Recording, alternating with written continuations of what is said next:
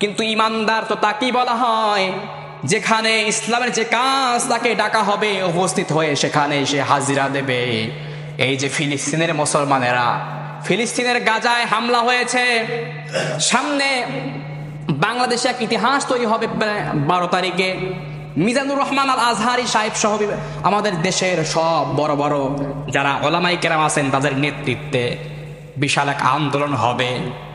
এখন অনেকেই মুসলমানরা চিন্তা করে খিচুড়ি খাইতে ভালো লাগে, হুজুররা কেন এত আন্দোলন, কি দরকার?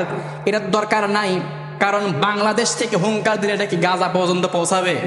বলেন পৌঁছাবে? পৌঁছাইতেও পারে আবার নাও পারে।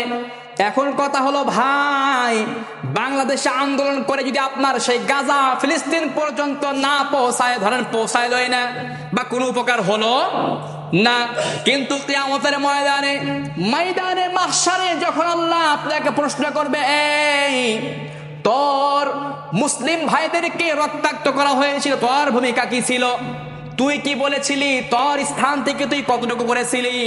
যদি আমি আর আপনি এই আন্দোলনে শরিক হয়ে, সাধারণত এখান থেকেও যদি এই গ্রামেও যদি কোনো আন্দোলন হয়, আমার হুঙ্কার আপনার হুঙ্কার, এই আন্দোলন যদি ফিলিস্তিন পর্যন্ত নাও পৌঁছায়, কিয়ামতের ময়দানে আল্লাহ যখন আমাকে প্রশ্ন করবে, এই কাউসার আলিফ, তোমার স্থান থেকে তোমার ভূমিকা কতটুকু ছিল, অবদান কি ছিল?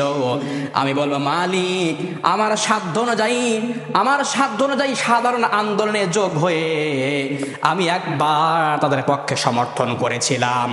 গাজায় না পৌঁছাইলে আমার আরশ মহল্লায় পৌঁছায়া যাবে, ঠিক কি না? আমাদের হাতের এতটুকুই, এটাই আমাদের ইমানের দাবি, এটাই আমাদের ইমানের চাহিদা। এজন্য আপনি যাইতে পারেন না তো চুপ থাকেন, নিরুৎসাহিত করা যাবে না। আজকে একজন ফোন করছিল, আজকে বিকাল 4টার সময় বাজার থেকে বের হবে এই এলাকার মধ্যেই। তো এটা হয়তো গাজায় পৌঁছাবে না, কিন্তু পৌঁছাবে কোথায়? আওয়াজ দিয়ে বলেন কোথায়? আল্লাহর আরশ মহল্লায় পৌঁছা যাবে। অনেকে বলে সাইদি সাহেব রহমতুল্লাহ আলাইহি এত জেল খাটলো, এত তার জীবনকে পার করে দিল, বিনিময় কি ইসলাম এদেশে কায়েম হয়েছে? ভাই, বিনিময় ইসলাম এদেশে কায়েম হয় নাই। হ্যাঁ, এটা ঠিক, তবে উনি ওনার দিক থেকে সফল হয়ে গেছে, উনি ওনার দিক থেকে সফল। আমার আপনার ত্যাগ তিতিক্ষায়, আমার আপনার জীবন দানে হয়তো ইসলাম এদেশে এই শতাব্দীতে কায়েম হতে নাও পারে, কিন্তু আমি আর আপনি আমার দিক থেকে কতটা সফল, আমি আর আপনি আমার দিক থেকে কতটা আমি আমার দিনের জন্য দিতে পারলাম, এটা আমাকে প্রশ্ন করা হবে, ঠিক কিনা? এজন্য আমাদের দিক থেকে আমাদেরকে স্বচ্ছ থাকতে হবে, স্বচ্ছ রাখতে হবে। আজকে আমাদের এই ভাইয়েরা মার খায়। ভাই, আমরা তো এমন মানুষ, সাধারণ ফেসবুকে একটা উক্তি বিবৃতি লিখতে আমরা ভয় পাই। এত ইমানের পাওয়ার, এত ইমানের জোর যে সাধারণ ফেসবুকে একটা উক্তি দিতেই আমাদের ভয়ে কেঁপে হয়ে যায়। অবস্থা ভয়াবহ। আর কত দেখব? হয়তো যুদ্ধ বা সেখানে আমরা যেতে পারি না, তবে আমাদের তো মন কাঁদে, আমাদের তো আর্তনাদ, এটা আমাদেরকে কষ্ট পেতেই হবে। আমাদের সেই ভাইয়ের ব্যথায় যদি আমরা ব্যথিত না হই, তাহলে ইমানদার হিসেবে দাবি রাখা যায়? বলেন, যদি আমাদের সেই ভাইয়ের ব্যথায় আমরা যদি কষ্ট না পাই, কষ্টটুকু যদি না লাগে ভাই, তাহলে বোঝা যায় ভাই এই ইমানটা শুধু বিরিয়ানি আর জিলাপির মধ্যেই শেষ বা সীমাবদ্ধ।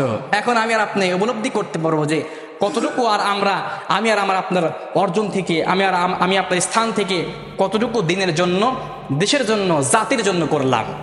আমার আপনার অবদান কি শুধু এই এতটুকুই না? আমার কাছ থেকে দেশ, এ জাতি, এ ধর্ম কিছু চায়, এ দিন কিছু চায়, মুসলিম উম্মাহ আমাদের কাছ থেকে অবশ্যই কিছু চায়, আর এটা আমাদেরকে দিতে হবে ইনশাআল্লাহ। সেটা যদি দোয়া করে হয়, দোয়ার মাধ্যমে যদিও হয়, তাও দিতেই হবে। পারবো তো ইনশাআল্লাহ?